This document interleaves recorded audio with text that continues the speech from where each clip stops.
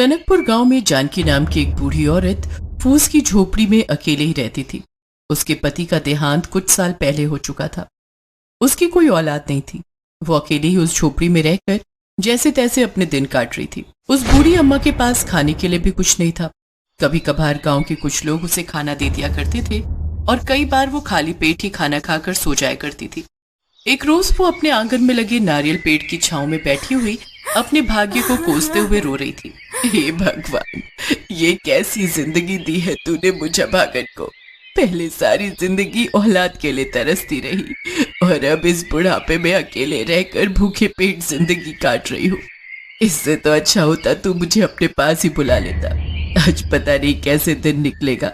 ना ही मेरे पास खाने के लिए अनाज है और ना ही एक फूटी कौड़ी। तभी उसके बगल में ऊपर से आकर एक नारियल गिरता है। अरे ये क्या नारियल, आज इसे ही पीकर अपनी भूख मिटाती हूँ। जानकी जैसे ही उस नारियल को पीती है तो उसका मीठा पानी पीकर उसको बहुत ठंडक मिलती है। अरे वाह, इसका पानी तो बहुत ही मीठा और स्वादिष्ट है। एक नारियल और तोड़कर पी लेती हूँ, बस उसी से पेट भर जाएगा। जानकी एक डंडा उठाकर नारियल तोड़ने की कोशिश करती है, लेकिन नारियल का पेड़ काफी ऊंचा होने के कारण वो उस तक पहुंच नहीं पाती।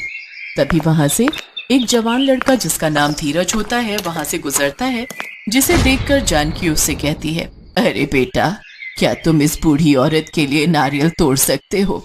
ये पेड़ बहुत ऊंचा है और मेरा हाथ इस तक नहीं पहुंच रहा। अगर तुम चाहो तो तुम भी अपने लिए एक नारियल तोड़ सकते हो। जानकी की बात मानकर वो लड़का नारियल के पेड़ पर चढ़कर 2 नारियल तोड़ता है। एक उसने जानकी को दिया और एक खुद पिया। अरे वाह, क्या मीठा पानी है इसका। स्वाद तो ऐसा है मानो अमृत हो। तुम्हारा बहुत बहुत शुक्रिया बेटा। धीरज वहां से चला जाता है, लेकिन उसकी अमृत वाली बात बार बार जानकी के कानों में गूंज रही थी। तभी जानकी को एक ख्याल आया। बात तो वो लड़का सही कह रहा था, इसका पानी सचमुच बहुत मीठा है। अगर मैं ये नारियल लोगों को बेचूं तो उन्हें जरूर पसंद आएगा। साथ ही मेरी थोड़ी आमदनी भी हो जाएगी, जिससे मेरा गुजारा चल जाएगा। इस उम्मीद के साथ जानकी अगली सुबह उठती है, लेकिन लाख कोशिशों के बाद भी वो उस पेड़ तक नहीं पहुंच पाती। तभी धीरज वहां से जा रहा होता है तो जानकी उससे कहती है, बेटा तू आज फिर मेरे लिए नारियल तोड़ दे, लेकिन आज मुझे 30 नारियल चाहिए। अम्मा, तुमने तो मुझे निकम्मा ही समझ रखा है। अरे मुझे अपने भी काम होते हैं। और इस पेड़ की ऊंचाई देख रही हो, अगर ऊपर से नीचे गिरा तो भरी जवानी में शहीद हो जाऊंगा। और तुम मुझे एक ही नारियल देती हो, उससे मेरा क्या फायदा? अच्छा, एक शर्त पर तो तोड़ूंगा। 30 में से 15 नारियल मेरे और 15 तुम्हारे।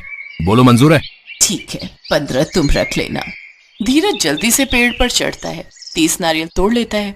वो अपने 15 नारियल लेकर चला जाता है। जानकी अपने नारियल उठाकर सड़क किनारे बेचने बैठ जाती है। तभी एक बड़ी सी गाड़ी से 6 लड़के उतरते हैं। अम्मा, 6 नारियल देना।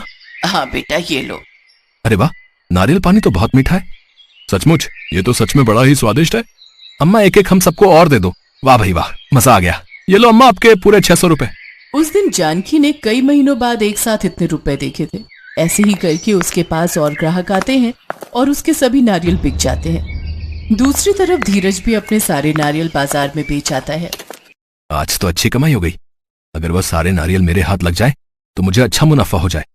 एक काम करता हूँ, आज रात में ही सारे नारियल तोड़ लूंगा, ताकि उस बुढ़िया के लिए कुछ भी ना रहे। इधर जानकी आज बहुत खुश थी। आज उसने कई दिनों बाद भरपेट खाना जो खाया था। अगर ये नारियल का पेड़ ना होता तो आज भी मुझे भूखे पेट ही सोना पड़ता। जानकी भरपेट खाना खाकर सो जाती है। तभी धीरज आधी रात को उस नारियल के पेड़ के पास पहुंचता है। अरे, हमने तो कल कितने सारे नारियल तोड़ लिए थे, लेकिन आज ये फिर उतने ही हो गए। धीरज मन में लालच लिए जैसे ही उस पेड़ पर चढ़ता है, लेकिन उस पेड़ पर चढ़े उसे काफी देर हो गई, लेकिन वो ऊपर जा ही नहीं पा रहा था। आखिर ये हो क्या रहा है? मैं जितना ऊपर चढ़ने की कोशिश करता हूँ उतना ही नीचे आ जाता हूँ। तभी वो पेड़ से नीचे गिर जाता है। नीचे गिरने के बाद वो पास में रखा एक बड़ा सा डंडा उठाता है और उससे नारियल तोड़ता है। कुछ ही देर में वो ढेर सारे नारियल तोड़कर बोरी में भर लेता है और उन्हें घर लेकर जाता है। अब मैं इन सब नारियलों को कल बाजार में बेच दूंगा और खूब पैसे कमाऊंगा। इतना कहकर वो सो जाता है। अगले दिन सुबह जब जानकी सोकर उठती है तो वो देखती है कि नारियल पेड़ के नीचे ढेर सारे नारियल रखे हुए थे। हे भगवान, इतने सारे नारियल! लगता है कल रात तेज आंधी आई जिसमें ये सारे नारियल टूटकर नीचे गिर गए। जब वो ऊपर पेड़ की तरफ देखती है तो हैरान रह जाती है। ये पेड़ तो कोई जादुई पेड़ की तरह है। इतने सारे नारियल हमने कल तोड़े, कितने ही आज जमीन पर पड़े हैं, लेकिन फिर भी ये पेड़ नारियल से पूरा भरा पड़ा है। वो उसमें से एक नारियल उठाकर पीती है और बाकी नारियलों को सड़क किनारे बैठकर बेचने लगती है। उधर धीरज सोकर उठकर जब वो बोरी खोलकर देखता है तो उसमें ढेर सारे बड़े बड़े पत्थर होते हैं। उसे अपनी गलती का एहसास हो जाता है और वो जानकी के पास जाकर कहता है, अम्मा मुझे माफ कर दो, अब से मैं तुम्हारे लिए रोज नारियल तोड़ दिया करूंगा। अब उसकी जरूरत नहीं पड़ेगी बेटा, कल रात तेज आंधी आई थी तो कई सारे नारियल नीचे गिर गए थे। अब तो कुछ दिन तक मैं इन्हें ही बेचूंगी। धीरज वहां खड़ा उस पेड़ की तरफ देखता है जिसमें अभी भी ढेरों नारियल लगे हुए थे। उसे समझते देर नहीं लगती कि ये कोई जादुई पेड़ है और जो भी बुरी नीयत से इन्हें लेने की कोशिश करेगा उसके साथ वही होगा जैसा उसके साथ हुआ। धीरज जानकी के आगे हाथ जोड़कर बिना कुछ कहे चुपचाप वहां से चला जाता है। जानकी अब उन नारियलों को बेचकर खूब पैसा कमाती और अपनी सभी जरूरतें पूरी करती, साथ ही गरीब लोगों को भी पैसे देकर उनकी मदद करती। ये कहानी है मीरा की, जो माता रानी की परम भक्त थी। बचपन से ही उसका कोई भी दिन माता रानी की पूजा के बिना शुरू नहीं होता था और अब शादी के बाद भी चाहे उसकी दुनिया पूरी तरह बदल गई थी, लेकिन माता रानी के प्रति उसकी श्रद्धा में कोई बदलाव नहीं आया था।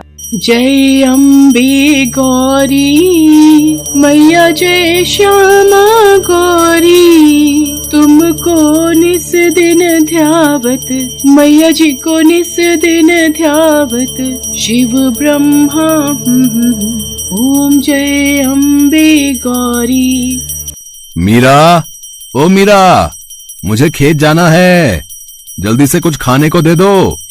मीरा ने माता रानी की आरती को छोड़कर अपने पति की बात का कोई जवाब नहीं दिया। तभी उसके दोनों बच्चे पिंकी और मोनू वहां आ गए और अपने पिता कन्हैया से बोले, बाबा स्कूल जाना है, अगर देर हुई तो मास्टर जी बहुत डांटेंगे, आप माँ को बोलो ना हम दोनों के लिए खाने का डब्बा देने को।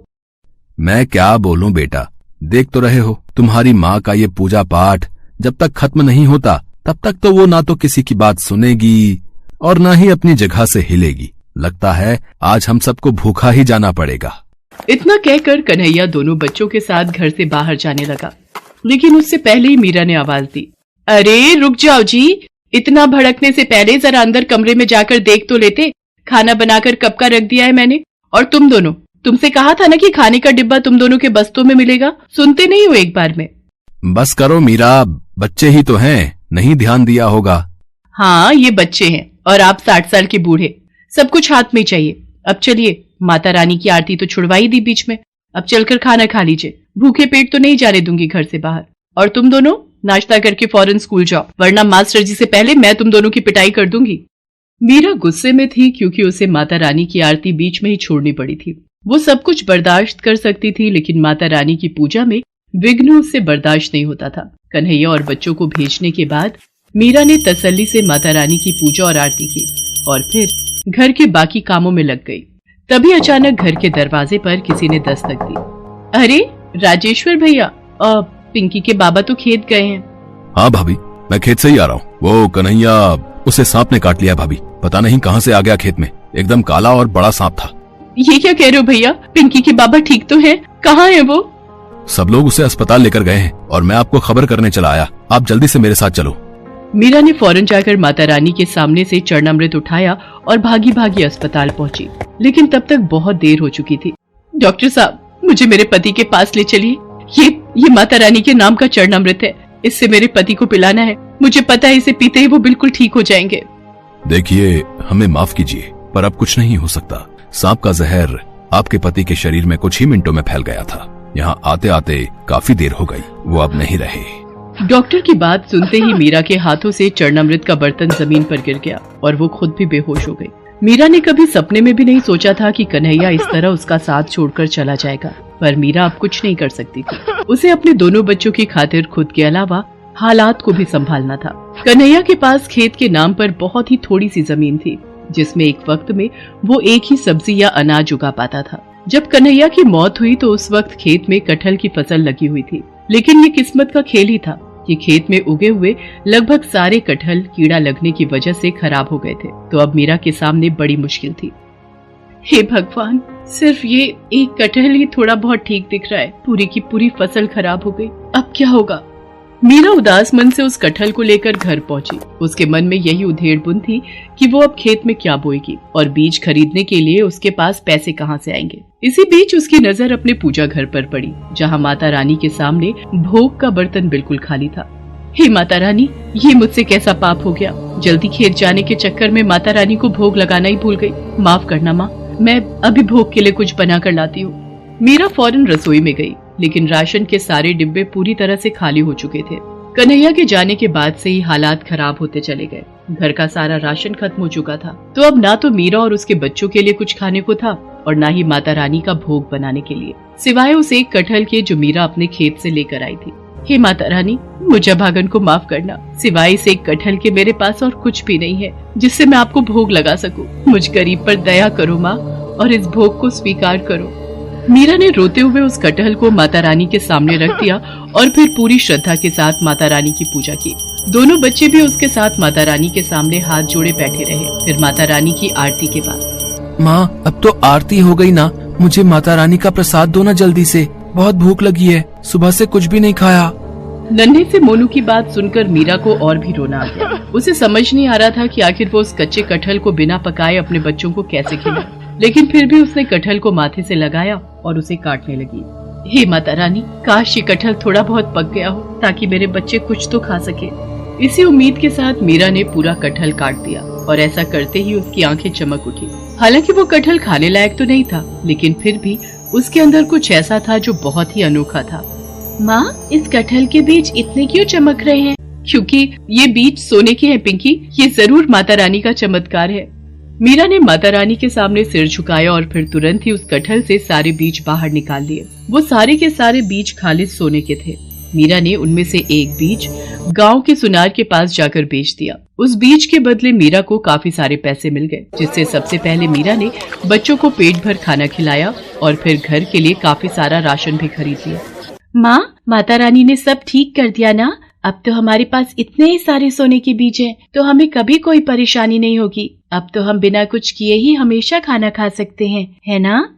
नहीं बेटा, भले ही माता रानी का आशीर्वाद हमारे साथ है, पर हमें मेहनत का साथ नहीं छोड़ना चाहिए। मीरा जानती थी कि उसे उन सोने के बीजों का क्या करना है।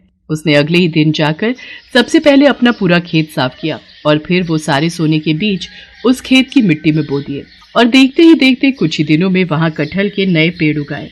मीरा ने उन सभी पेड़ों का बहुत अच्छे से ख्याल रखा और फिर कुछ ही दिनों बाद उन सभी पेड़ों पर काफी बड़े बड़े कटहल भी उगने लगे। पिंकी, ले बेटा, फिलहाल ये कटहल खाने लायक हो गया है, इसे अलग ले जाकर रख दे, शाम को घर ले जाएंगे। माँ, एक बात तो बताओ, ये सारे पेड़ तो उन्हीं सोने के बीजों से उगे हैं ना, तो क्या इन सारे कटहलों में भी सोने के बीज निकलेंगे? हाँ बेटा, माता रानी का आशीर्वाद रहा तो ऐसा जरूर हो सकता है। मीरा की बात सुनकर पिंकी बहुत खुश हो गई, लेकिन पास ही खड़े गांव के मुखिया के कान एकदम से खड़े हो गए। अच्छा, तो ये बात है, तभी मैं सोचूं कि ये कन्हैया की लुगाई के पास खेती करने के पैसे आए कहाँ से। जरूर ये कोई जादू का चक्कर है, लेकिन जो भी हो, बात सोने की है तो मुझे कुछ तो करना ही पड़ेगा। मुखिया एक नंबर का लालची आदमी था। वो सारा दिन मीरा के खेत के आसपास ही मंडराता रहा और फिर शाम के वक्त जैसे ही मीरा खेत से घर गई तो मुखिया ने अपने कुछ आदमियों के साथ मिलकर मीरा के खेत से सारे कटहल चुरा लिए और उन सबको अपने घर लेकर आ गया। मुखिया ने अपने घर के सभी सदस्यों को उन कटहलों को काटने में लगा दिया, लेकिन उनमें से एक भी कटहल में सोने का नामो निशान नहीं था। दूसरी तरफ मीरा जो एक कटहल अपने घर लेकर गई थी, उसे उसने पहले की तरह ही सबसे पहले माता रानी को भोग लगाया और फिर पिंकी ने उसे काटा। माँ देखो, देखो माँ, इस कटहल में भी सोने के बीज हैं। पिंकी की बात एकदम सही थी। एक ही खेत से निकले कटहलों में आया ये अंतर कुछ और नहीं बल्कि इंसान की अलग अलग फितरत का नतीजा था। मुखिया लालची था, उसे किसी तरह बस सोना चाहिए था, इसीलिए उसे कुछ नहीं मिला। जबकि मीरा मेहनती होने के साथ साथ माता रानी की भक्त भी थी, जिसका फल उसे ऐसे ही कटहलों के रूप में आगे भी मिलता रहा। हेलो दोस्तों, कैसे हैं आप सब? हमारी कहानियाँ देखने के लिए हमारे चैनल को सब्सक्राइब कीजिए और हाँ, बेल आइकॉन पर क्लिक करना मत भूलिएगा।